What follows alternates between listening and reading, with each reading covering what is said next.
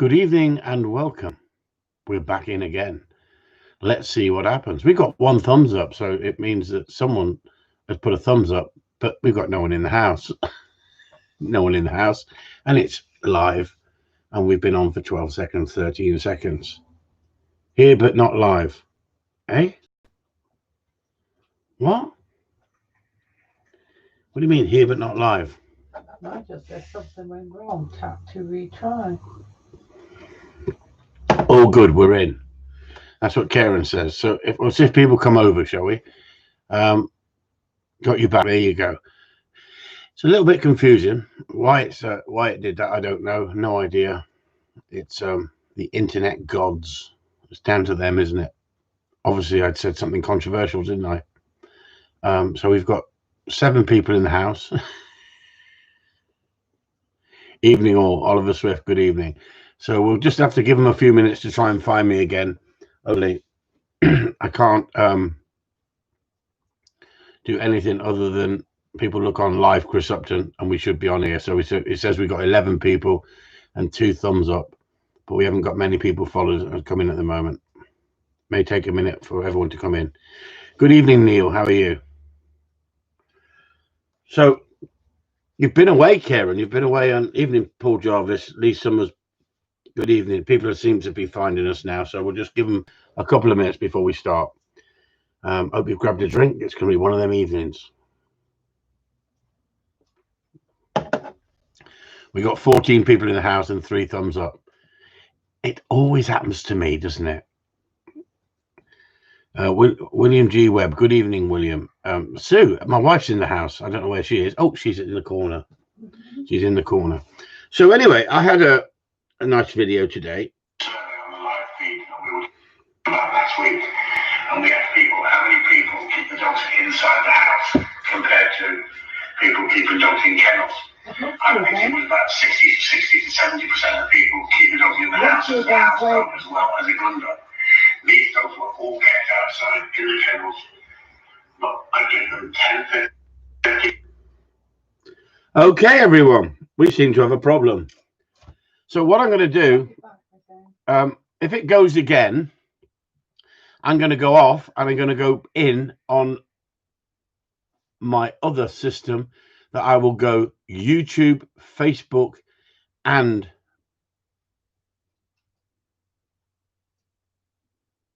another form of getting to you. So think it's an issue with YouTube, technical problems, or a bug. There you go. Keep going back. Good evening, Tracy Dodds. Good evening, Paul Jarvis. So, like I say, Jay, good evening. If it goes again, I will go back out. And if you're on Facebook, you'll be able to get me on Facebook. Should be able to get me on YouTube. So if YouTube is playing up, we can go in on 3 formats, and that would be I will be going in on. Let me just tell you, if it goes again, Vimeo.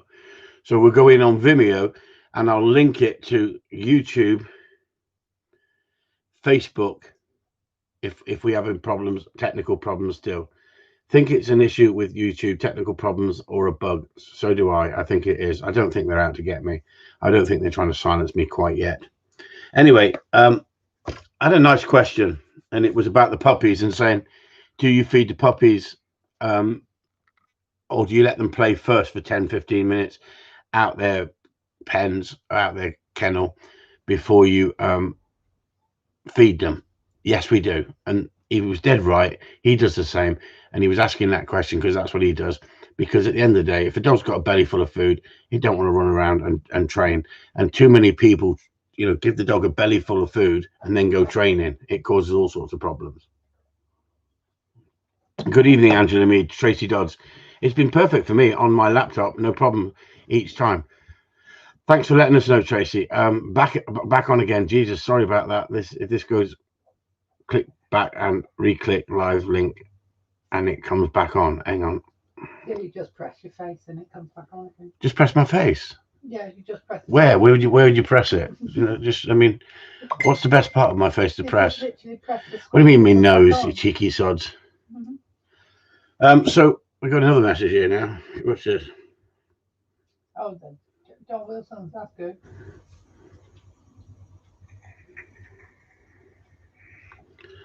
Oh, here we go.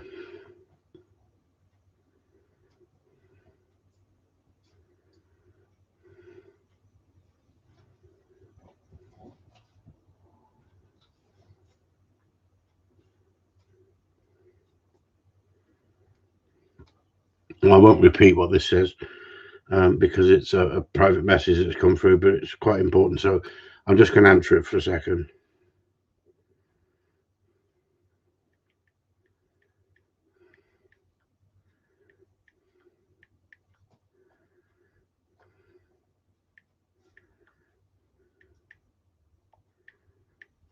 Talk amongst yourselves.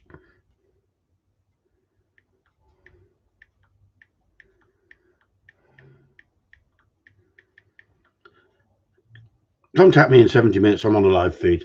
How about that? There you go. So he wants to talk to me instantly, and I'm not available instantly. What am I? Mashed potato? Smash, get mashed? Try updating the app. Well, I'd already done that. I'm going out and updating. What? Well, I'd already done that. No issues for the last few minutes. It all seems fine, but it could be the YouTube. Okay, so there you go. I seem to cause controversy everywhere I go, don't I? Everywhere I go. I got thrown off a group this week.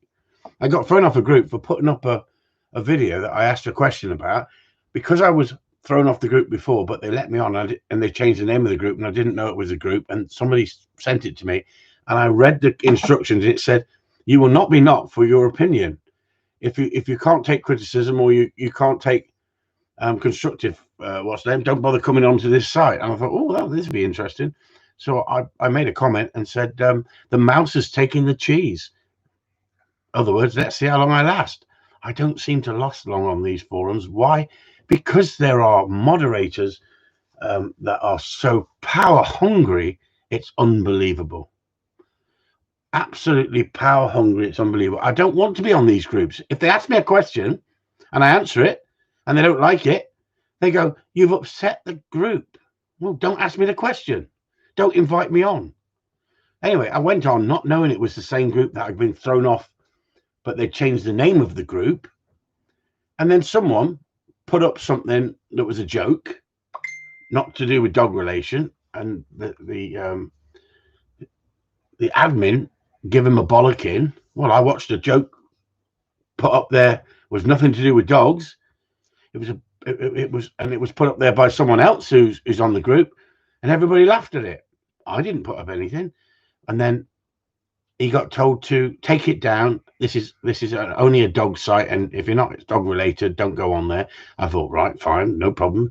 Dictatorship. I thought you were allowed freedom of speech, but I understand if tonight is a Jesus Christ, everything's happening. This is alarms are going off everywhere. If this is a dog questions and answers evening, it's okay to have a laugh. It's okay to have a joke. People can give their opinion and have a bit of a laugh. I'm not going to throw you off if it's not dog related. It's just dictatorship. So I thought the rules said that you were allowed to give your opinion. But if you don't like people's opinion and you try and censor them, that's dictatorship. Next minute, I'm gone. I've been thrown off the site. Do you know what? Was I annoyed that I got thrown off the site? Yes. Am I bothered? No. Because guess what? Less hassle. I keep telling you. Peter Taylor, good evening, Chris. Sod off. You're on holiday. You're on holiday. Go away, Peter. Making me bloody jealous. Where's he to? Where's he to? That's a freaking woman for you, isn't it? Eh? In the background. Nosy bag. Where's he to? Peter, would you tell her, please, for Christ's sake? Could you tell her? Could you tell everyone else and make us all jealous? I bet it's somewhere in Thailand. Oh, it's gone again. Chris, do you remember a trainer called Mike Thomas? Yes, I do. And I've gone again, have I? Yeah, it's back again. You've just got to hit the screen and it comes back on. Just hit the screen, it comes back on, everyone. Spain. 2 weeks isolation. I'm bored. I'm bored. I don't blame you. Spain. Frank Casey, all good in Ireland, Chris and Sue. Thanks, Frank. So what was I saying? Before we got cut off, I was saying that I had a customer send me a lovely video, and I'm watching myself for a split second. I'm watching myself for a split second, and I'm thinking, why did you put this up to me? And then it was really nice because he then asked the question, and the question is a sensible question, because unless you did a survey on the live feed that we were talking about last week, and we asked people how many people keep the dogs inside the house compared to people keeping dogs in kennels. I think it was about 60 to 70% of people keep the dogs in the house as a house dog as well as a gun dog. These dogs were all kept outside in the kennels, but I give them 10-15 minutes play in the morning. This is just after a play session in the afternoon, and in that time I feed them at the same time. I'm getting these dogs to get used to humans, or not fear humans in any way, but see humans as a positive. And the pack is so important that they grow up in this pack until they leave at 8 weeks of age. You should never buy a puppy from anybody who's trying to let you have it at 7 weeks of age. I totally agree. Because the dog should be with the pack. And it's so important to be brought up in that pack and learn to share. There's a part here where I have a question.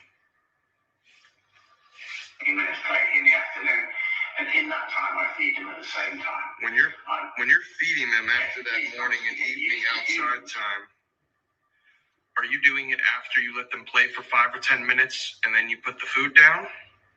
I'm guessing that that's what you do. I do something a little bit similar. I want them to have their fun time, their play time on an empty stomach, not when they're all full and sleepy like this. So I was just curious about that. I'm going to go buy some tennis balls later. I've never done that cutting in half thing.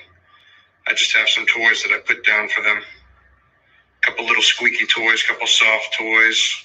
They like to chew on this blanket a lot, but these are some Dutch Shepherds I've got over here in the States. Hope you're having a good day. I'd love it if you could answer that for me. Just curious how another breeder does things for a different breed, but I like to incorporate a bunch of stuff into my dogs. Love your videos. Hope you're well. What a lovely video. What a lovely video. What a lovely voice he's got. Mr. Cool Dude, eh? I wish I had a cool voice like that. He could do commentary. He could do commercials, couldn't he? Anyway, it says here that I've gone again. So, nope, it's gone again. It's been bloody hot today. 26 degrees, getting warmer. Andy Stead says, yeah, it's supposed to be. I'm in... I don't even know where that is, Peter. Greece. Greece, Sue said. She's checked it up on Google. She bloody Googled it. My geography, thank you very She's much. checked it up on the freaking Google. She's never been on holiday. Doesn't mean to say I don't know where Santorini is. Still here. So what I'm going to do is I'm going to stay on here, and obviously people can watch it afterwards if they can't get on here. We said we've got 25 people on here. All you have to do is when the screen goes black, hit it, and you come instantly back on. All you have to do is when the screen goes black, all you have to do is hit it. Sue said, especially where my face is. And it will come back on. I may be black and blue by the end of the evening, but trust me, I'll cope with it. I've been smacked in the mouth a few times in my life. Don't worry about that. With a gob like I've got, it's part and parcel of the territory. Anyway, John Wilson. John, I wonder if you could ring me. Or shall I ring you? Are you free to ring, John? Yay or nay? If you send me a message, a phone number on your on Messenger, I'll ring you if you like. John Wilson broke my screen now. Thanks for the advice, Sue. Okay. Send me now on Messenger, Chris. Okay, I'll have a look for it if I can find it. I'm good at this stuff. All right, yeah. Send me that message, and I'll ring you. Save you putting 10p in the phone every 5 minutes. Fine here in Plymouth, Chris. Thank you, Angela. Have you sent it in Messenger, John? John, have you sent it in Messenger? Yes. Well,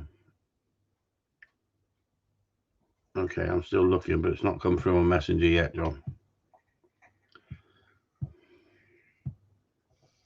Well, he said send you my number now on Messenger, Chris. It didn't say sent you. It says send you.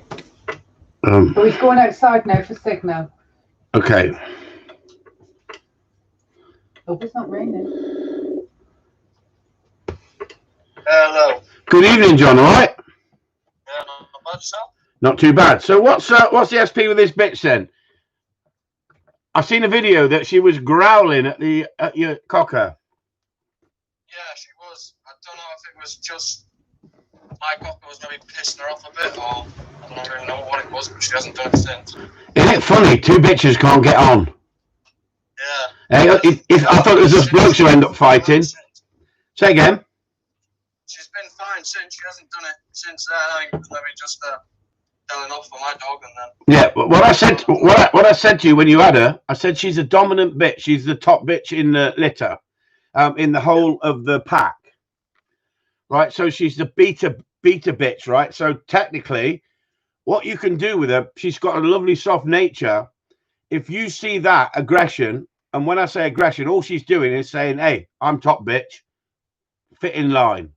You can either allow it and let them sort it out, or you can say that, do what I do and say, "Hey, pack that in." And if she doesn't, or if the missus is there or the kids are there, just say, throw a thing of water over the dog in the kennel, and she'll scurry back and she'll just not do it.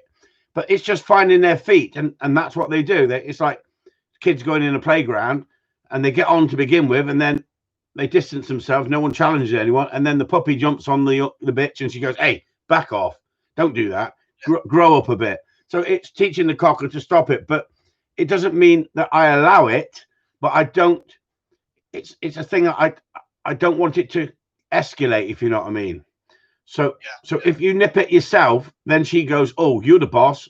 I'm second in command." And she will accept the pup, because she's always been in with another bitch. It doesn't matter what bitch I put her in with. She's not. They just know that she's the dominant bitch. So she's settled in, no problem now. Then.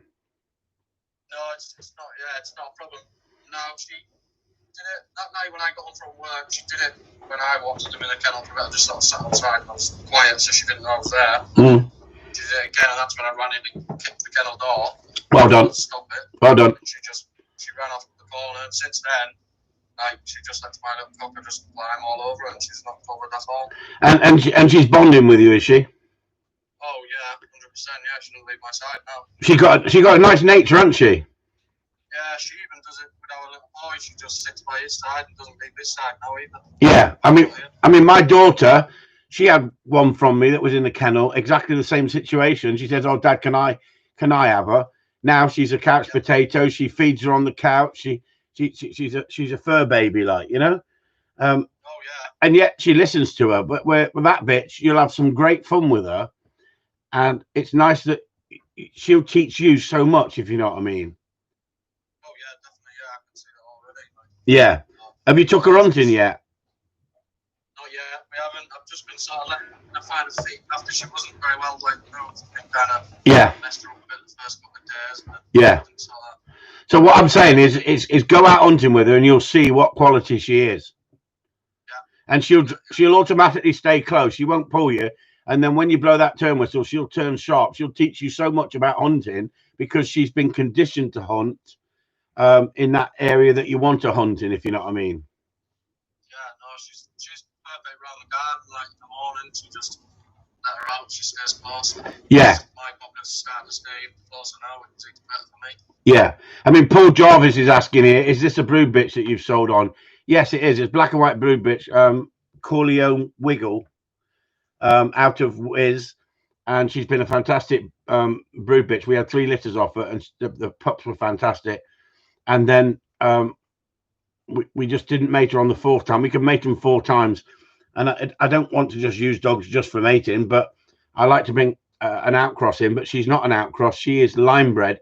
She is so closely line bred with my lines that she goes back 15 generations. So John has taken her on because he's put his cocker out now in a kennel, and he wanted some company for her. And he was looking for a pup at one point. And I said to him, "Well, take this bitch, see how you get on. If you're not happy with her within a month, bring her back." Because I want people to be happy. It's as simple as that. And I want the dog to go to a home that they want them. And if he finds that she doesn't settle, or he doesn't get on with her, or the other dog doesn't get on with her, that's me. I want the dog back, and I'd rather give the money back. And I didn't ask silly money for her, but it's nice when someone can appreciate a dog that's it doesn't stay in a kennel and have nothing done to it, but it's I literally use her as a brood bitch, and I've shot over her, but she's not trained to competition standard or a high level, but she'll do everything you ask her to do. And when you blow the stop whistle, she stops on a sixpence, doesn't she, John? Oh, she just stopped there. That's it. She won't move up there. You let her up. Yeah, she's perfect for that. Yeah, magic. So I'm glad you're having fun with it, and keep me in touch. And how's your other dog settling in the kennel outside now? She whined for a little bit to start with, but then since then she just goes in, lies down. She's happy enough. Yeah, because it's quite strange for a dog. If people say to me, I mean, Chris Frey said to me this week, he said, the thing with you, Chris, all your dogs are in kennels. Well, hang on, half the dogs that come training with me aren't in kennels. And we mentioned that the other week, that how many people have got their dogs, indoor dogs as well as working dogs.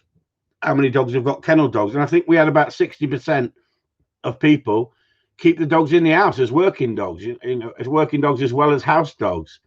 And that's what your cocker's been, isn't it? In the house, and you've built a kennel, and you put the dog outside, and you're feeling a little bit like the dog's going to be left on its own. Is it going to be whining and upset? So you wanted to introduce another dog with that dog, didn't you? Yeah. It was more for when we're both out at work as well. I can put them there, lock them in, and they're going to be safe. Got a bit of room to run about. Are you missing them being in the house? Yeah, I think my missus is missing him more than anyone. He's a bloody northerner. He's missing the dog in the house, honestly. And anybody who doesn't know John Wilson is the Taunton crew. The Taunton crew. So you've been watching the videos, and lovely couple. Magic, John. That's brilliant. Just to let everyone know, because people wonder. My missus will have them both in eventually. Eh? She'll have them both in. I reckon she'll move them both inside eventually. Yeah. Well, she said to me last night in bed. She said, John's going out to the kennel. The dogs are coming in, Chris. Can you help us with the training? That sounds perfect. Stop it, John. Yeah, you northerners can rough it, can't you? That's a problem. Yeah, we don't mind. You don't mind. Nice talking, John. Catch you later, boy. Thank you, Chris. Cheers. Bye-bye. What a lovely chap he is. He's a lovely chap. He's really keen, and it's nice that he's got that bitch, and hopefully he give her a good few years of having fun out in the field and having fun with her as well. Love the Taunton crew. Great videos lately. Yeah, and they are. And it's Chris, do you use a pig rail when bitch is in litter? Yes, I do. Yeah, when they're young, yeah, pig rails. That was withheld for. No problem. Pleasure to be here. Nice to see you again, Chris, and all. And Andrew Churian. Paul Jones. Is that the brood bitch? Yeah, John Wilson, Anthony Mead, finally in Plymouth. John Wilson, broke my screen. There you go. Yeah, so what I was saying is, Chris Frey said, the thing is, Chris, you train dogs in kennels, and it's nothing like training pet dogs. Well, I disagree, because a lot of dogs that I train are kennel dogs. A lot of dogs I train are pet dogs. So there's a 60-40 mix of kennel dogs and house dogs. And guess which dogs play up more than others? The house dogs, the dogs that have been in the house and taken over. And that's so true. It's that happens on a regular basis. And why is it? Because they've got the run of the place. For instance, yesterday I did paper plates. Who watched the paper plates video? Let's see who's on Patreon and who's not on Patreon. Who watched the paper plates video? Anybody? Anyway, we did paper plates, and paper plates was not invented by me. there you go. Look, so we've got some people on from Patreon, and that's what happens when you come over to Patreon. We're putting up a lot of videos on Patreon. We're putting up a few teasers on YouTube, and we're not getting the views that we used to get. But guess what? I'm looking after my Patreon customers, the people who want to pay £5 a month. But it's there for people to see. So, for instance, Darcy this morning, instantly, what happens is she's in the conservatory because she's a house dog. So she's not in a kennel, she's in that conservatory, and she's not locked in the conservatory in the cage. She's got a cage under the table. The cage is open. The conservatory door is open to the kitchen. She can come in there if she wants to, but she knows there's a line she can't cross. She can't come into this front room, so she won't come into this front room unless I call her in. And I showed you that on the video. We've conditioned her, because what we're saying is less is more. The less you see of me, the more you want to be with me. If she was laying on that sofa next to that British Bulldog lot and stinking my sofa out, she would be wanting attention all the time when it suits her, where she's quite happy to sit in the kitchen. And literally, as soon as I start cooking in the evenings, she sits on the mat and she does not move off that mat, because she knows she may get scrap food. Anything left over she may get. She's worked that out so quick. Now you could say, well, you shouldn't be doing that to the dog, because you become the vending machine. But what I'm trying to do with that dog is get eye contact that she wasn't giving eye contact. I can't force her to give me eye contact, so I'm using the food in a very sparing way. John Griff is £6, Chris. Well, that's I get £5, and they get £1 for admin, tax, and all that. So £6 then, £6. But what I'm saying, John, is for Patreon, it's been running for 6 months now. It's cost you £30 to be able to have access to over 400 videos, where before they were all getting it for free on YouTube. And on YouTube, I had 7,000 plus subscribers. We've now got 1,270 subscribers on YouTube, and it's slowed right down because I'm putting up 2-3 videos a week on there, where I was putting up 30 videos a week on there. And they're now going over to Patreon. And Patreon says, if you only put up 2 videos a week, you'll keep more customers. Well, I don't understand the science behind that. I think I want to give value for money. So I'm trying to build a database for anybody who's struggling with gun dog training or dog training who needs to have some help. So what happens, everybody tries to put me in a category. They go, oh, yeah, but he's a gun dog trainer. He don't know nothing about pets. Load of shit. Absolute load of shit. I could train pets in my sleep. Now, dog on dog reactive dogs, can I work with them? Yes. Am I an expert on them? No, because I don't see that many compared to somebody who's working with that sort of dog all the time. So a bite specialist, a person who works on protection dogs and as focused on that area, would have more knowledge than me. So Chris Frace, for instance, would have far more knowledge on that than me. But put him in my world and he would struggle to begin with, perhaps. That's not having a go at Chris Frace, but everybody wants to put me in a category and go, hang on, yeah, but you're a gun dog trainer. That's a different thing. You create drive. No, I create the dog wanting to be with me, and that's what most pet people should do. And that's where most pet people struggle, because if you bore the dog shitless, or you bribe the dog and you become a vending machine, you create problems. So what I'm trying to say to you is, we've got people come over to Patreon who are pet people or they're protection sports people who love the fact of the drive, of the desire, and yet the control I have. And that's down to competition. That came from a competition background. If I'd come from an obedience background, I would have suppressed the dogs from the start, not had any drive, but had total control. So if I say to that British Bulldog in the background, sit there and don't move, he ain't going to move, trust me, because he's a couch potato. He's a pillow, right? So can I train dogs to be couch potatoes? Of course I can. I can teach a dog to sit in a mat, in a dog box. I can teach a dog to sit on a place board. It's so simple. It's a great site showing great videos and full of visual advice. I know how it's great for me as a novice, well worth the money. Thank you, Robert Jeffrey. And that's what it's about, everyone. That's what it's about. I've had to make a decision, a conscious decision. I've got shafted over 5,500 videos, and people don't realize the amount of hours that gone into editing and putting those videos up, that they're in a watchable form, that you keep you motivated to watch it, because some parts of dog training is quite boring. So what I'm trying to do is I'm trying to give you a wide spectrum of how to train a dog. How to train a dog. Now, whether it's a pet dog, whether it's a gun dog, but guess what? I don't want to go down the pet dog route because I make enough money and I enjoy my life gun dog training. I specialize in gun dog training. I accept that. But you can't say that I couldn't train pets. I could train pets in my sleep, right?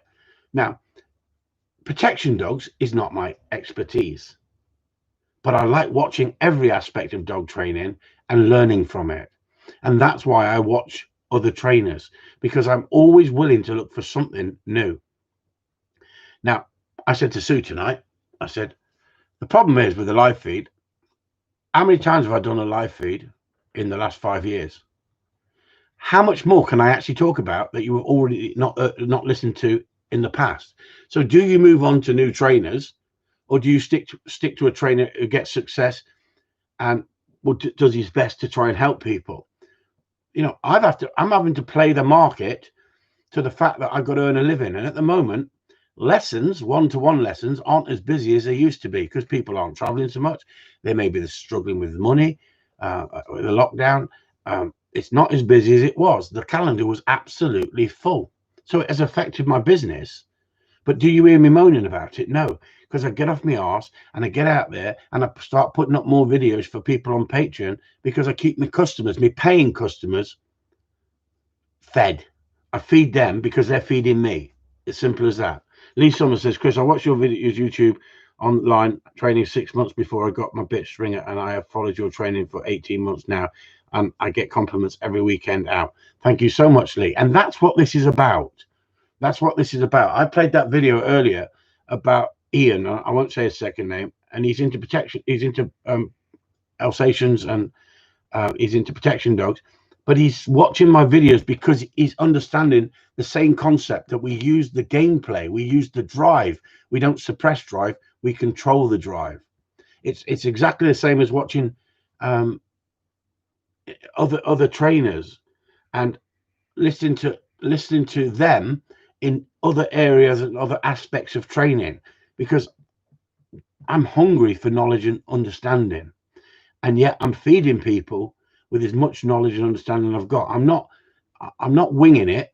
I've got such understanding and knowledge and experience that I can help so many people, and that's why I've got that passion and that desire. It says we got 41 people on here and 16 likes. It's also you, Dan MCN.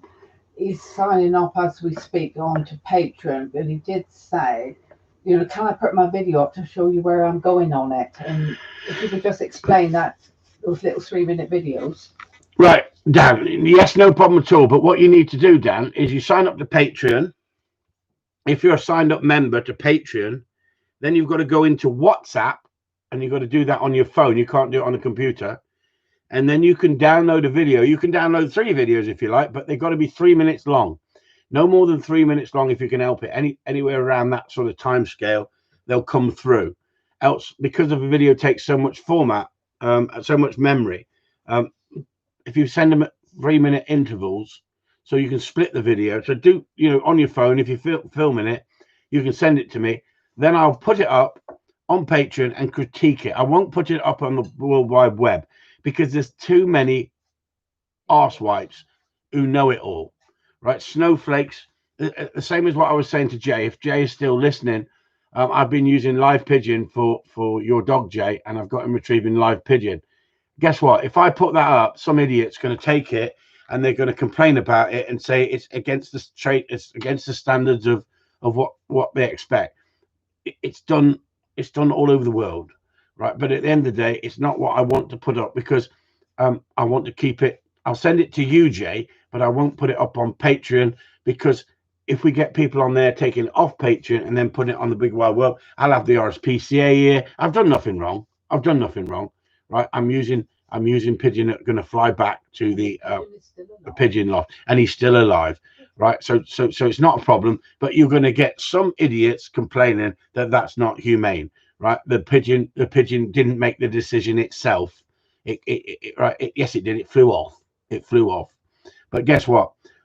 In America, they can get away with putting up stuff. We're using quail and using planted birds and stuff like that, and dizzied birds. In this country, unfortunately, we've got such a freaking know-it-all society that they just want to jump in and go, oh, that's not acceptable. So I can't put them videos up. But all I can say to you, Jay, is yes, he is beginning to get the buzz with the real thing.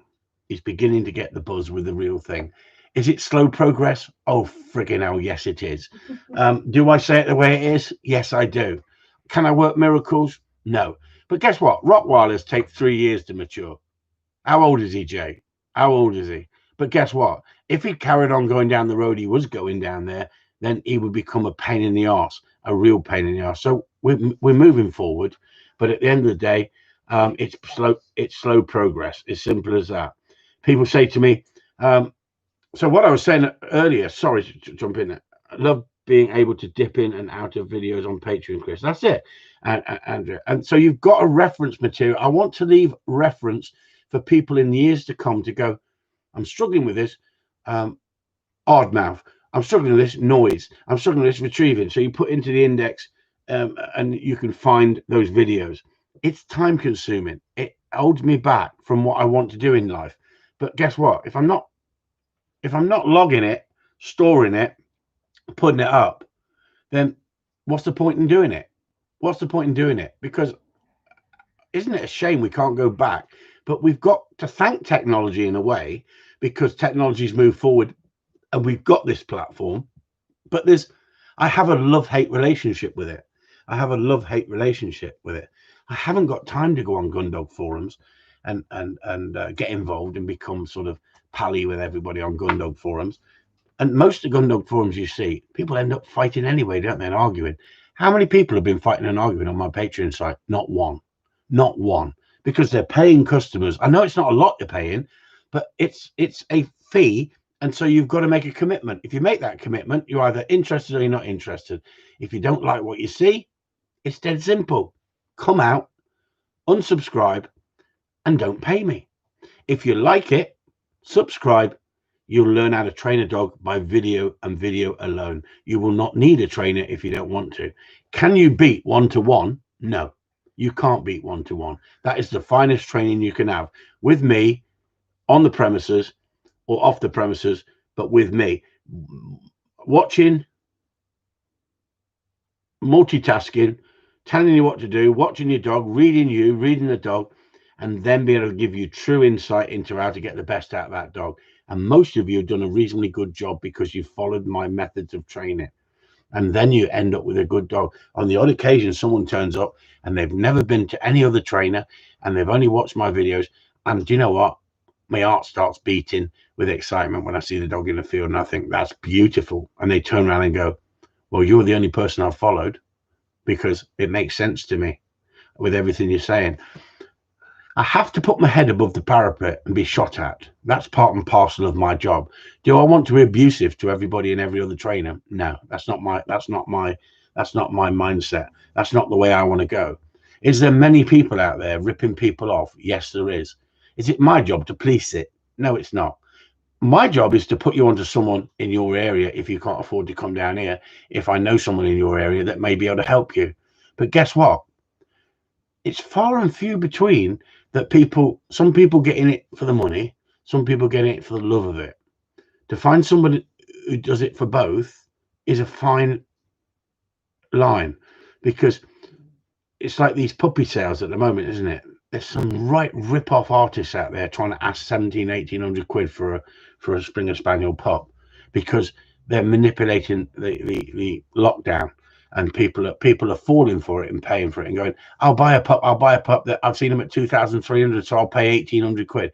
Anybody who pays 3,590 pounds for a sprocket. That's it. We're going for Rafa. We're going to get Rafa out. We're going to get Rafa out. We're going to get him a bed and a little penthouse with 2 birds in there. Paul Crocker, you did that for me, Chris. No other trainer did really well with what I was given. And you know, that's what it's about, Paul. It's about results. If you're getting results and people are saying I'm getting results, guess what? 1,700-1,800 quid, add another 1,000. There you go. It's an absolute rip-off. It's an absolute rip-off. People are being greedy now. And then the cockapoos is now £3,000. I don't know what idiots are paying it, to be honest with you. I think people are asking it. I don't know what idiots are paying it. But if you are paying that sort of money, you're an absolute, you're a fool. You're a fool. You're a fool. You're being ripped off. More money than sense. More money than sense, exactly. It's like Penelope. She's lovely. She put up a thing about a kennel, like a warehouse that's been turned into a kennel for dogs for boarding, and when you're away and you go on holiday, and it's like they're like little penthouse suites. They got little garden gates. They got little beds in their thing and a television, and it looks lovely, absolutely lovely. If you can afford, my bitch, you know, my bitch having pups and I sell them for 350 quid. There you go. That is cheap. I bet you're in Ireland. I bet you're in Ireland. The Irish aren't stupid. They won't pay that sort of money. The Irish are good dog people. Trust me. They're not stupid. Well, with the MC and yeah, he is. What? He is. He's in Ireland. Yeah, I bet he is. Yeah, the Irish aren't stupid. Anyway, what I'm saying is this bought my Jack for what 60 quid 13 years ago. There you go. Then look at that, eh? Let's be honest. A champion to champion dog, you shouldn't be paying more than 700 quid for if it was a Springer Spaniel. £1,000 for a cocker. But guess what? Some of these cockers are fetching 1,500 quid from some of these film stars, and that's the price you pay if you go to a film star. But you should be able to get quality bits from the right people if you've got the right knowledge of knowing where to go. But you know, a Springer Spaniel, you know, 500 to 800 quid is a reasonable price, right? And it's down to the breeding and how they bring them on and how they look after them and what sort of lines they are. How much does a Corleone dog cost? Depends who's buying it, Paul. That's personal. No, I can tell you, if I've got a litter, the last litter that we had, they went for £500 each, and the vet said we're doing them too cheap. You should now up the prices to 600, 700 quid, Chris. So the next litter we're having, we are upping them to 600 because of the extra cost, but we're upping them to 600. I did have one bitch left that I did sell to Channel Islands, but I was going to keep her, and or was it him? Her, wasn't it? Him? It was her, wasn't it? Her, had to be. It was a her, yeah. And I've sold her for 700 because they were desperate for a dog and they'd been offered silly. They've been looking at silly money. I'd pay £1,000 max in it if I really like what I'm seeing. There you go, Kieran. I'd rather pay £500 for something I really like. But guess what? It depends who you know and what you know, isn't it? Labradors fetch more money. A good Labrador would be £1,000. A young Labrador, 800 quid to £1,000. 2,000 Canadian here. Yeah, exactly. And the reason that I do that is because I've gone generations of line breeding and bringing in outcrossers to keep my lines to a very good standard. But I don't run competition anymore. If they were competition dogs and they had FTWs or field trial champions on them, then I might be asking more. But because I'm not, and I don't do it just to make profit on the pups, I do it to try and keep a couple of pups back for myself. This time I didn't because I've been so busy with other customers' dogs, I eventually let them go. We've got one little pup in that's staying. I'm training for Eddie, and I would have kept the bitch as a litter mate for that dog, and it's been a bit of a pain letting her go. But I let her go for 700, and so they had to pay a little bit more for it. I wasn't ripping people off. That was just, you know, that was the price of the last pup because I decided that was the one I was going to keep if no one came along. I don't want 10 pups out there all running around cleaning shit non-stop. I'm too busy training other dogs. And so like Andy knows in Jersey, I'm very reasonable compared to Jersey prices. If people have got pups in Jersey, they can sell them for a lot more. In Wales, they don't ask so much money for them. It's a poor area in certain parts of Wales. And Cornwall's the same. Cornwall's the same. You're not going to get £2,000 for a pup down here. It's an absolute joke. An absolute joke. Some people don't get that for wages. So what I'm saying is, I believe in training dogs. I love training dogs. I love people having my pups and having great fun with them. As simple as that. And that's what it's about to me. It's about a service. You want to read that last comment from Angela Mead? My vet said my new pup from you is real quality. Is a diamond, and we was impressed with how the docking and due clause had been done. Exactly, Angela. It's all to do with husbandry. It's all to do with husbandry. I don't want a dog to leave this yard if it's not healthy, if it's not happy, if it's not been brought up and socialized well.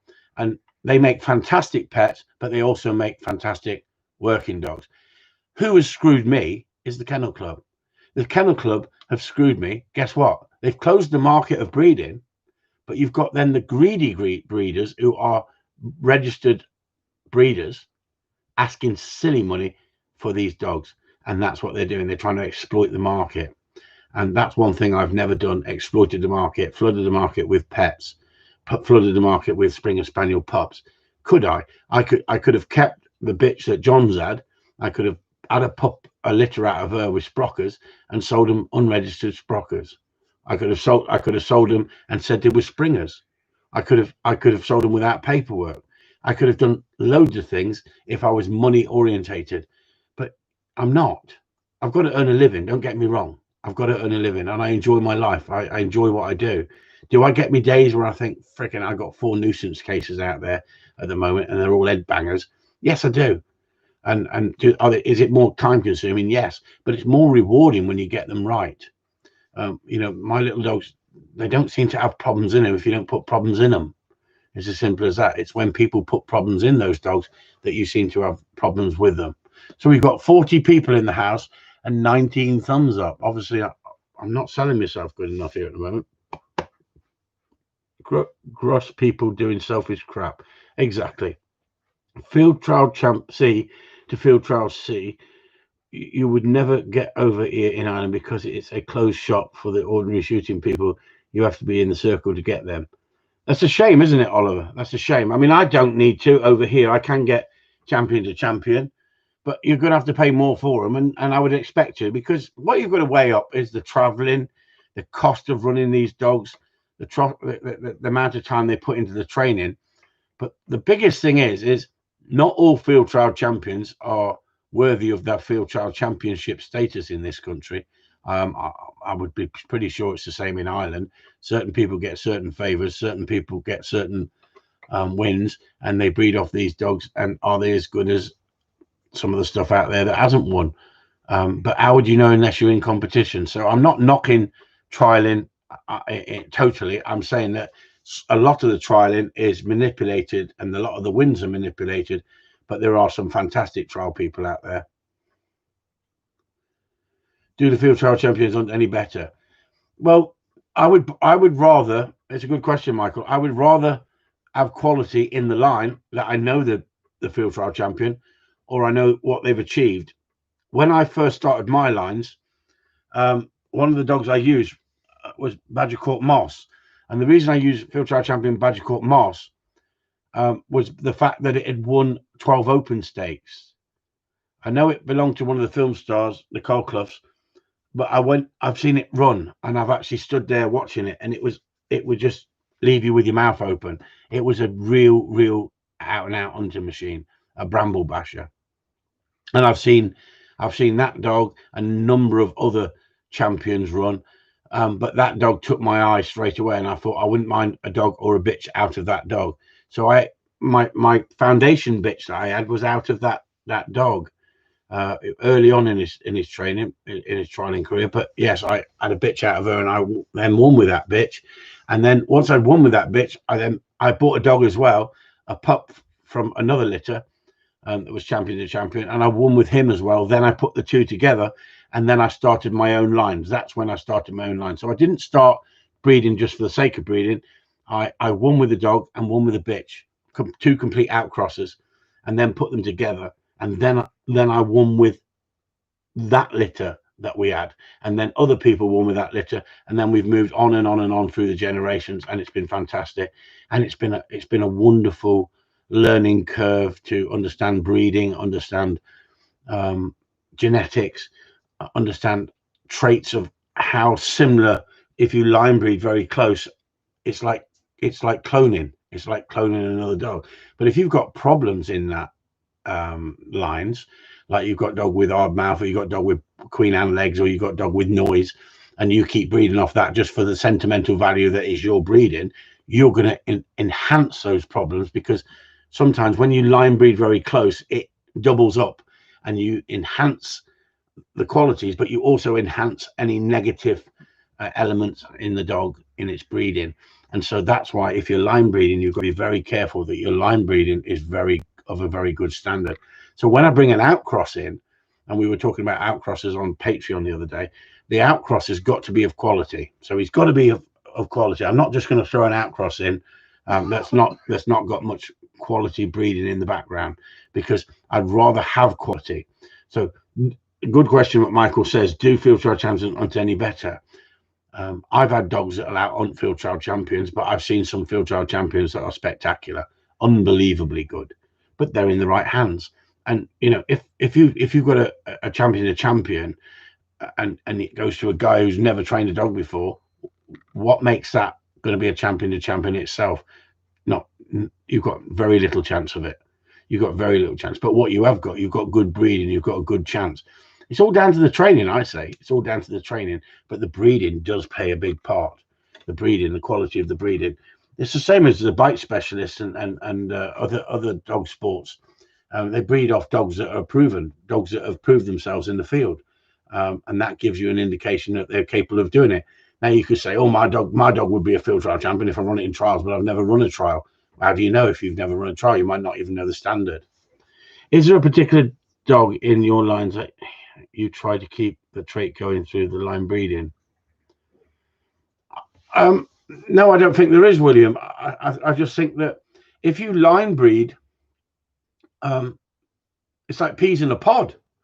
If you line breed and keep the line going with quality, but you mustn't go too close, because there's a simple old saying, isn't it? If you line breed and it works, it's called line breeding. If it doesn't work, it's called interbreeding. And it's very close sometimes, because you got uncle and cousin, don't you, and stuff like that. That's why it's so important to go straight out and go out for an outcross and then come back in with your lines. So if I could probably go back 15 generations. I've been doing it for 30 years, 2 litters a year. I can go back, 30 years. See, so I can go back 30 litters, 30 litters going back. Maybe 60 litters, because 2 litters a year. But I don't line breed. I don't line breed everything. I bring an outcross in, but it's the stamp of the dog as well. I like that stamp of the dog with a nice liver head or a black head, and I can tend to keep them back. If I'm going to breed off one, I keep one with a liver head. This last litter we had, there were lovely markings on them, weren't they, Sue? Lovely markings.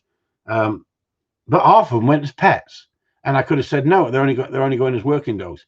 No, first come, first served. First come, first served.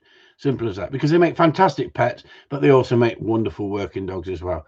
If people don't want to grab a chance of a guy who's spent so much time and effort into line breeding, quality. Have I got dogs out there that could win trials? Yes, I have. Have I got dogs that are trained to trial standard? No, I haven't. Why? Because is it that important when I'm just shooting over them? Do they need to be polished to that level? No. I'm that busy training other people's dogs. But guess what? I can shoot over them comfortably. I enjoy the dogs. I've got a better relationship with my dogs now than I have chasing dreams. And I've chased my dreams. I was successful, and I don't crave for that anymore. I crave for helping people, because I enjoy watching people improve with their dogs, and that's what makes me. That's what motivates me every day. Listening to people giving me fantastic feedback, going, I followed your videos and I just got such a wonderful dog, or I bought a dog from you 13 years ago and I've just lost him. Have you got another one? I got people on their 4th dog with me now, 5th dog, and I think Andy Stead is one of the oldest customers, has actually had so many dogs off me. He's had 5 off me. I've got plenty of people who had 3 or 4 off me without fail. They come back to you once they've had a wonderful dog. They want another wonderful dog. That doesn't guarantee you're going to get a wonderful dog. But we play the percentage game, and the percentage game is, I would say, that 95% of the dogs that I breed and train turn out absolute corkers, fantastic dogs.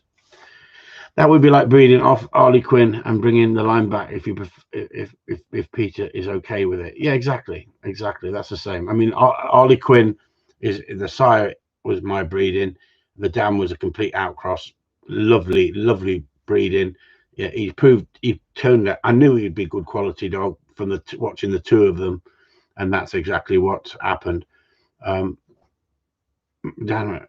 And she a crazy hard going dog.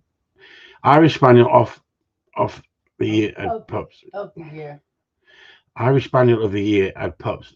They could have gone for 600. Right. Irish Spaniel of the year had pups. They could have got for £600, and she's a crazy hard going dog. That's right. I mean, so if you've got Irish Spaniel of the year. Now the thing is, in Ireland, it's not the same qualifying for the championship as it is in this country. So I'm not knocking the Irish, but what I'm saying is a different qualifying system. I think we should have the qualifying system on points over here, like they do in America. You get 2 points for a second. You get so many points for a second, third, and so you can qualify your dog in the same sort of system. Chris, in your opinion, would pet bred spaniel lines make the cut in your gun dog world, or are the bloodline different in generations of lines? I don't think. I think the problem with the pet breeding, Lee, is it's a mess. It's like putting your hand in a lucky dip and just hoping you get a freaking good one. That's the problems. There's nothing wrong with training a dog that's not particularly well bred and is from pet lines. It doesn't mean you can't train it to be a good gun dog. I put up videos of a dog called Keeper. He wasn't particularly well bred. He was just a freak of nature, but he would knock spots off a lot of the dogs in the finely bred dogs. But he was a powerhouse. He was a gladiator. But he threw back some generations, probably made back 3 or 4 generations in the lines that there was quality in them then, but they just weakened. And if you look at a pedigree and you're looking for a pup, the bitch line is far more important than the sire's line, because many people can go and use a field trial champion sire because they just pay the stud fee. Where the quality comes from is the bitch line. If the bitch line has been successful in competition, that's the better ones to tap into, because the bitch lines are far rarer. If you can get a champion off a bitch that's bred it, then that's you've got a far better chance of quality, because a lot of people will buy a pup, well-bred pup. Bitch line might not be as strong as the sire's line, and then what happens? They want to make money, so they go and put it to a champion. Then they advertise it from a champion sire, and they've done nothing with the bitch, but they just want to get on the breeders' market. So the bitch isn't proven. But just because the bitch hasn't run in competition doesn't mean it's not a good bitch. And then they go another 2, 3, 4 generations down the line, they're still breeding. And so your pedigree is getting weaker and weaker and weaker on the red in the pedigree, if you know what I mean. It doesn't mean that it's not quality. It means that bitch was never proven. Where at least if you're looking for competition lines, if it's all fair in Love and War, then technically, if everything was straight, that dog's proven. If it's won competition or had an award, it means it's of a good standard. It's proved itself. And that's why I don't ask so much for my pups now as I did when I was running competition. They were all from winning dogs, because I believe that, the people who are running dogs in competition and who are generally winning with those dogs and putting out their time and their commitment and their traveling and their costs of everything, if they're asking 800 quid for a pup and I'm asking 500 quid, I think that's totally acceptable. That's not ripping people off. Where it's ripping people off is where these silly backyard breeders are just putting up dogs with ribbons on, laying on freaking carpets and freaking pampered freaking poochers, and asking silly money, saying that they're gun dogs when they've got a gun dog certificate.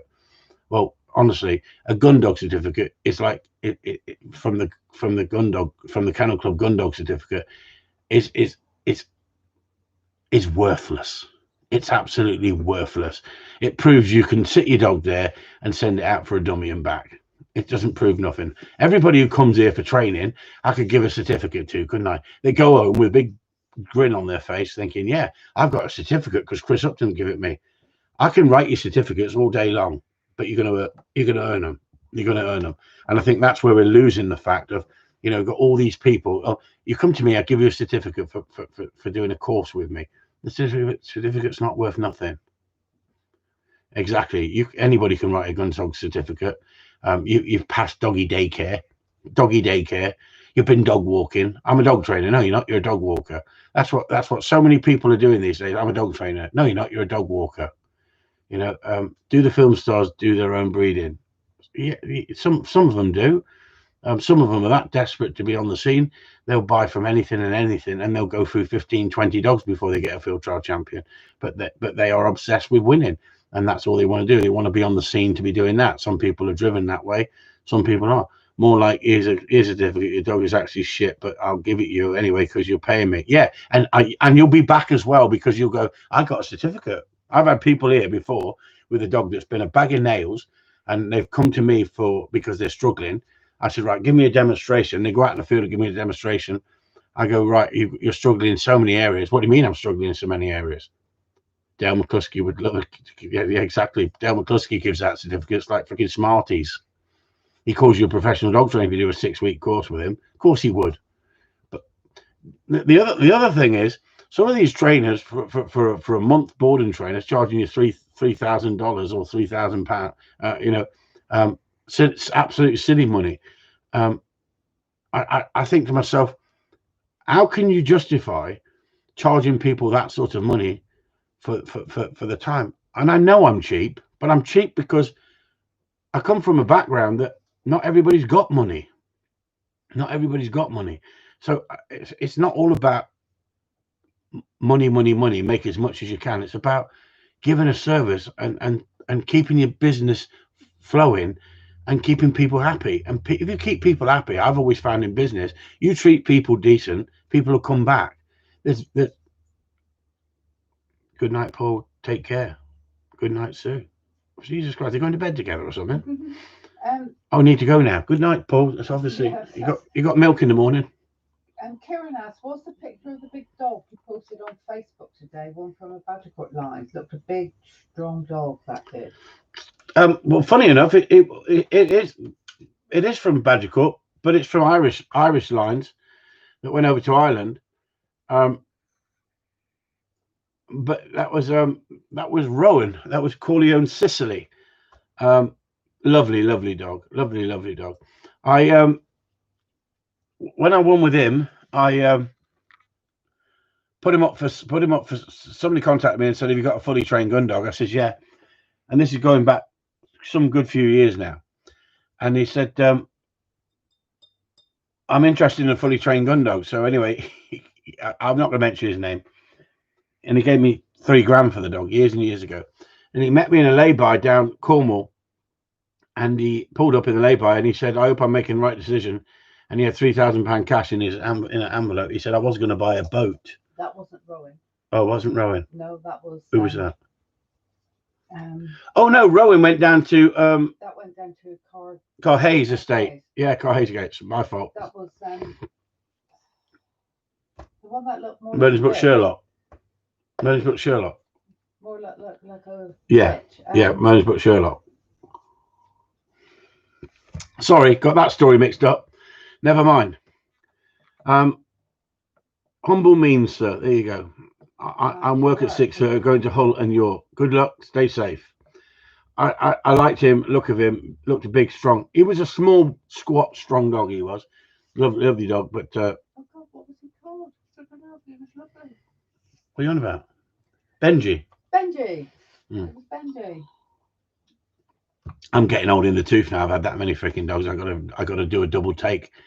I've had some fantastic dogs. Honestly, I've really thoroughly enjoyed those dogs, and they're little characters, and they're all different. And you know, I give discipline, and yet, you know, cry like a frigging baby when I lose them. He never regretted not buying that boat, though, did he? No, and that's what he said to me. He said, I never regret buying that boat. 12 years later, he said, best decision I ever made. I had a wonderful dog, and that's what it's about to me. So many people come back to me and go, that dog I had off you was a superstar. And if it's a superstar, and I hear this all the time, I hear this with dogs that people come here with, and they're pulling them all over the place, and they're not listening. And they go, "I'd never get rid of it. I'd never get rid of it." I think that's a wonderful thing when man, woman, or dog get that bond. I think it's a fantastic thing. And these people, these critical snowflakes who haven't got a clue what we do, you know, I just don't think they have an understanding. And if they did have an understanding, they wouldn't be so vicious and nasty about how judgmental they are. At the end of the day, we do something we love. The trouble is their heads are so far up their ass they can't see, can they? Hear this in the background. See what they've done? They've created a bitterness in my wife. She used to be such a loving, wonderful woman, everybody. Now she's just so bitter and twisted. See what happens when you deal with horrible people? It can turn the mind. She used to be wonderful. She used to never say anything like that. Now, hear what's coming out in the background? Honestly, I'm surprised she's not sitting on my frigging shoulder just here going, "That bastards." She came out of herself as soon as we won the court cases. Well, we're not winning. Well, we're actually in the court cases. Oh, God, here we go again. But no, you know, you've got to stand up for what you believe in. You've got to stand up for what you believe. And, you know, that's my passion. That's my life. And yes, my big gob sometimes gets me in trouble, but that's me. That's Chris Upton for you. Thank you, Andrew. No, she's just truthful. You freaking creep, Andy. I like that man. She likes that man. You bloody creep, honestly. Andy, cheers. I'll have a whiskey for you. Cheers, boy. You sit in my hallway anytime, Andy. You can sit in Sue's hallway, she says. Thank God she didn't say back passage. I've learned. She's learning. Anyway, was there any questions on here tonight, or was it just me rambling? It seems like me just bloody rambling. You've had 1 hour, 6 minutes, plus you've had another 10 minutes on the other freaking feed. I don't know where that one will go. So does anybody want to ask any questions before? It's not been funny. You may have just rambled, but Carlos said, have to say, Chris, you're a man that knows his craft. Thanks for sharing a lot with us. No problem. So appreciate it. No problem at all. And it's nice when people make comments like that, Carlos. I can't see your comment. Sue's read it out. I must have missed that one. Sorry. But yeah, that's really nice of you. And it's much appreciated when people do give you. Chris, given that the trialing world is such a clique, hang on. Is there a market for a breakaway group?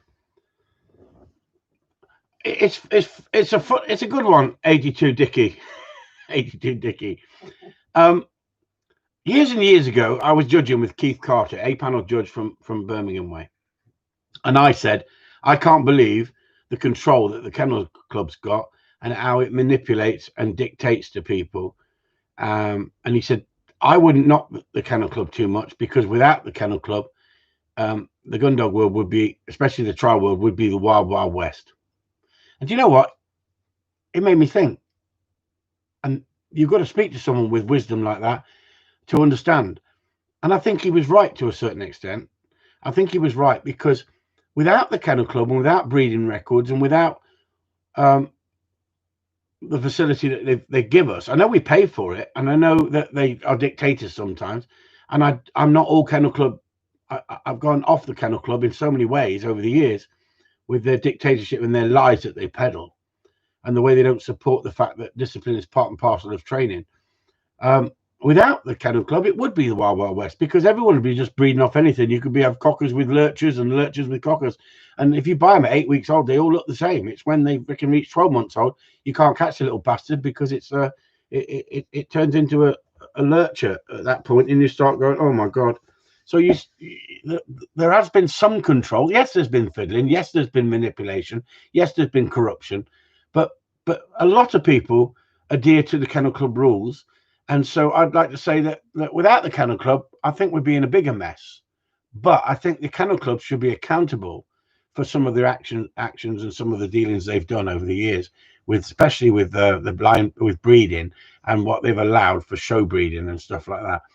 And I think that the question was, is there a place for a breakaway movement? Yes, there is, without fail. Yes, there is. But people would have to get on board in a big way, wouldn't they? Else it wouldn't work. It's as simple as that. And are people too tied to the Kennel Club because of the commitments of judging. I mean, a judge isn't technically allowed to come on the internet and be derogative about anybody else. Technically, he could find himself in trouble, or she could find herself in trouble. They do on the odd occasion. Andy Platt was a fine example of payback for speaking his mind. The Kennel Club hold the power. They control the power. They bury stories they don't want to go out there, and they bully people into silence. Do I think that's acceptable? No, I don't. But do I think have I adhered to the Kennel Club rules? Yes, I have. Do I think some of those rules are stupid? A few of them.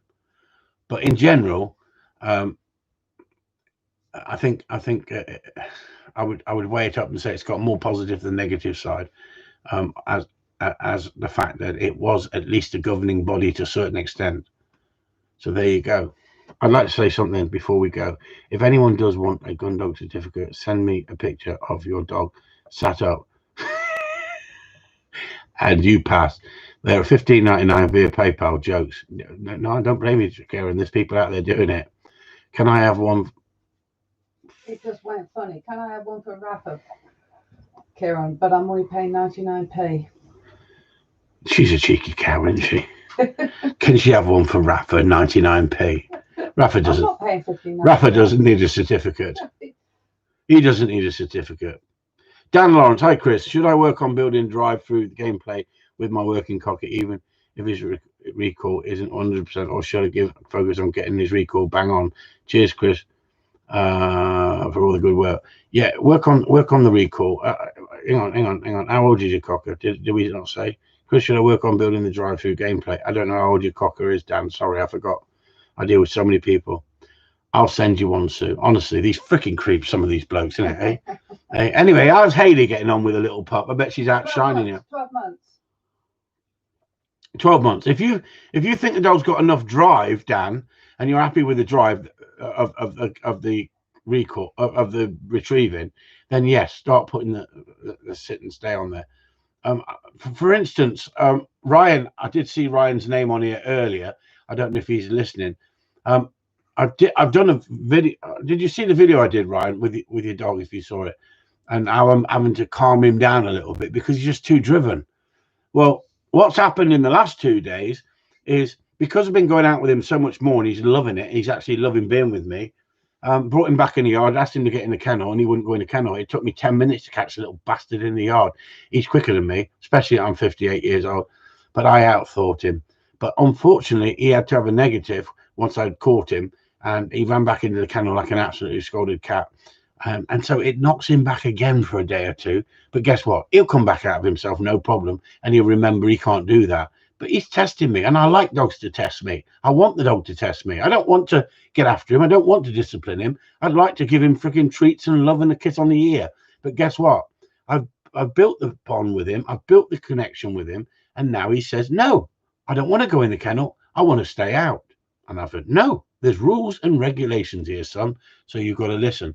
And then do I think about it and think, well, you could have gone over, got the lead, put him on the lead and just guide him over and not make a big thing of it. But no, he's got to learn. When you come in with the other dogs, what gives you the right to stay out and say stuff you?